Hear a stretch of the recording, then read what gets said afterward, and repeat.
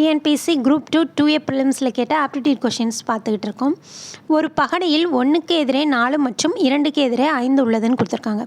1க்கு எதிரே 4, 2க்கு எதிரே 5. அப்போ 3க்கு எதிரே என்ன நம்பர் வரும்? 6 தான் வரும். இவங்க கொடுத்துருக்க ஆப்ஷன்ஸில் எது ட்ரூன்னு பார்க்க சொல்லியிருக்காங்க. ஃபஸ்ட் ஆப்ஷன் ஏல 3ஆனது 4 மற்றும் 6க்கு அருகே உள்ளதுன்னு கொடுத்துருக்காங்க. ஆனால் நம்ம என்ன கண்டுபிடிச்சிருக்கோம்? 3 வந்து 6 வந்து எதிரெதிரே உள்ளதுன்னு இருக்கும். அதனால் இந்த ஆப்ஷன் வராது.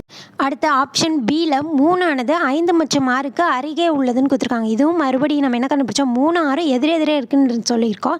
இங்கே அருகே இருக்குதுன்னு சொல்லியிருக்காங்க. அதனால் ஆப்ஷன் பி வராது. அடுத்து நம்ம ஆப்ஷன் டியை பார்க்கலாம்.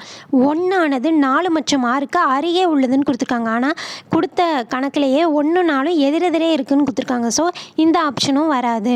ஸோ கரெக்டான ஆன்சர் ஆப்ஷன் சி.